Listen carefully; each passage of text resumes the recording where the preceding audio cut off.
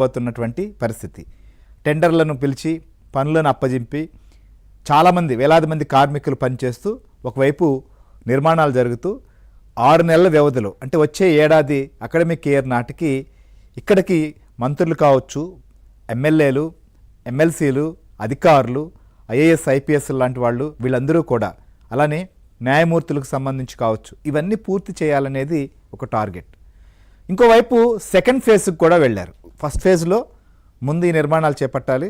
ఇంకోవైపు రైతులకు ఉన్నటువంటి సమస్యలు, ఫ్లాట్స్ సంబంధించిన అంశాలు కానీ లేకపోతే ఇంకా వారికి ఏ విషయాలైతే ఉన్నాయో వాటన్నిటిని పరిష్కరించుకుంటూ ఒకవైపు అడుగులు పడుతూ ఇంకోవైపు ఇదే తరుణంలో సెకండ్ ఫేజ్ భూ సమీకరణకు కూడా వెళ్ళడం జరిగింది. అంటే ఈ నిర్మాణాలు జరుగుతూ, ఎందుకంటే అమరావతి రైతులు 11 ఏళ్లుగా ఎదురు చూస్తున్న పరిస్థితి. అక్కడ నిర్మాణాలు కలిగి వారికి సంబంధించిన సమస్యలు పరిష్కరించినప్పుడు ఖచ్చితంగా వారికి కూడా ఒక ధైర్యం వస్తుంది. నెక్స్ట్ సెకండ్ ఫేజ్ భూ సమీకరణకు కూడా రైతులు ముందుకొచ్చి రాజధాని నిర్మాణానికి సంబంధించినటువంటి అవసరమైనటువంటివి వాటికి ముందుకొచ్చే పరిస్థితి కనిపిస్తుంది. ఇలాంటి తరుణంలోనే చూసాం మాజీ ముఖ్యమంత్రి జగన్మోహన్ రెడ్డి మొన్న మాట్లాడుతూ ఆయన అది ఏదో అన్యోపదేశంగానో లేకపోతే ఏదో మీడియా వాళ్ళు అడిగారు కాబట్టి అనేదే కాదు, ఖచ్చితంగా ఆయన అమరావతి రాజధాని అంశం పైన మాట్లాడినటువంటి మాటలు మరొకసారి అగ్గిరాజేశాయి. వైఎస్ఆర్సీపీ పార్టీ సంబంధించిన నాయకులు కూడా మాట్లాడలేనటువంటి, దానికి సమాధానం చెప్పుకోలేనటువంటి పరిస్థితుల్లో ఇప్పుడు తయారయ్యారు. కొంత పైపైన పూత వేసే కార్యక్రమం జరుగుతున్నప్పటికీ జగన్మోహన్ రెడ్డి చేసినటువంటి వ్యాఖ్యలు ఏదైతే ఉన్నాయో, రివర్ బేసిన్లో కట్టారు, రాజ్యాంగంలో ఏమన్నా ఉందా, సో సుప్రీంకోర్టుకు సంబంధించినటువంటి అంశాన్ని ప్రస్తావిస్తూ మరొకసారి అమరావతి పైన ఆయన కడుపులో ఏముందో ఆ విషయాన్ని అంతా కూడా వెళ్ళగక్కేటువంటి ప్రయత్నం చేసేశారు. సో ఇది డ్యామేజ్గా మారింది అనేది ఆ పార్టీలో కూడా ప్రస్తుతం తీవ్ర చర్చకు దారితీసింది. ఈ నేపథ్యంలోనే నష్ట నివారణ చర్యలకు కొంతమంది నాయకులు మాట్లాడేటువంటి ప్రయత్నం చేశారు. ఇవాళ సజ్జల రామకృష్ణారెడ్డి కూడా దీని మీద మాట్లాడారు. జగన్మోహన్ రెడ్డికి అమరావతి పైన, వైఎస్ఆర్సీపీ పార్టీకి అమరావతి పైన ఎక్కడా కూడా ద్వేషం లేదు. అమరావతి మేము వైజాగ్లో అక్కడ కూర్చుంటే ఇంకా అభివృద్ధి బాగా ఉంటుందనే ఉద్దేశంతో మాట్లాడాము అనేటువంటి మాటలు మాట్లాడారు. అంతేకాదు అంతకు మించినటువంటి చాలా విషయాలు కూడా, అంటే ఎక్కడా కూడా అమరావతికి సంబంధించినటువంటి పూర్తి స్థాయిలో ఇది నిర్మాణం జరగాలి లేకపోతే దీనికి సంబంధించింది ఇంకా వేగం పెంచుకోవాలనేది కాకుండా విజయవాడ గుంటూరు మధ్య అయితే బాగుండేది అనేటువంటి మాటని పదే పదే చెప్తున్నటువంటి మాటలు. సరే, ఇదే మాటలు రాష్ట్ర విభజన 2014లో జరిగినప్పుడు గుంటూరు విజయవాడ మధ్యలో రోడ్ సైడ్న కొన్ని భవనాలు నిర్మించుకొని అక్కడ రాజధాని ఏర్పాటు చేసుకుందామని ఏమన్నా అప్పట్లో ప్రపోజల్ పెట్టారా?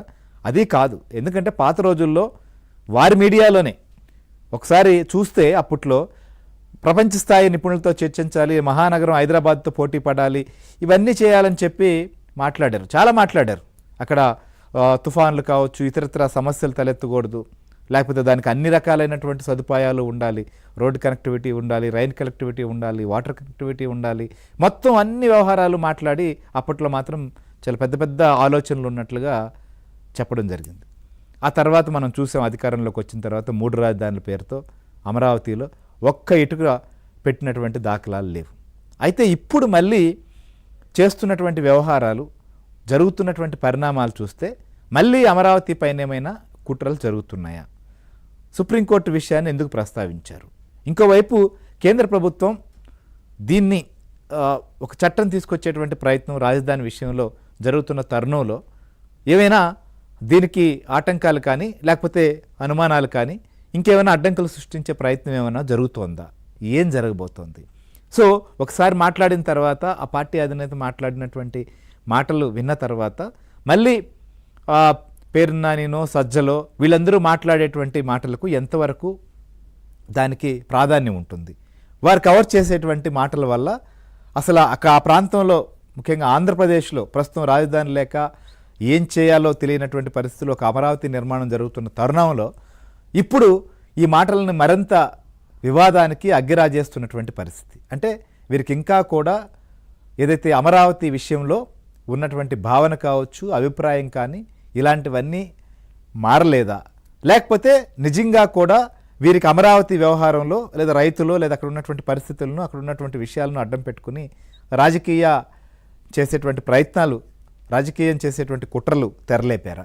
అసలు ఏం జరుగుతోంది ఇంతకీ? నిజంగా అమరావతి విషయంలో జగన్ మాట్లాడింది ఏంటి, సజ్జల మాట్లాడింది ఏంటి, జగన్ ఇవాళ చెప్పింది ఏంటి, లేదా కేంద్రం విషయంలో లేదా కేంద్రంలో ఏం జరుగుతోంది, లేదా సుప్రీంకోర్టులో ఉన్నటువంటి పరిస్థితి ఏంది. నిజంగా నదీ గర్భ బేసిన్ అంటున్నటువంటి జగన్మోహన్ రెడ్డికి గతంలో గ్రీన్ ట్రిబ్యునల్ చెప్పింది ఏంటి, ఇవన్నీ కూడా ఒకసారి మనం అనాలిసిస్ చేద్దాం. మనతో పాటు మా ఢిల్లీ బ్యూరో చీఫ్ కృష్ణ మనతో పాటు లైవ్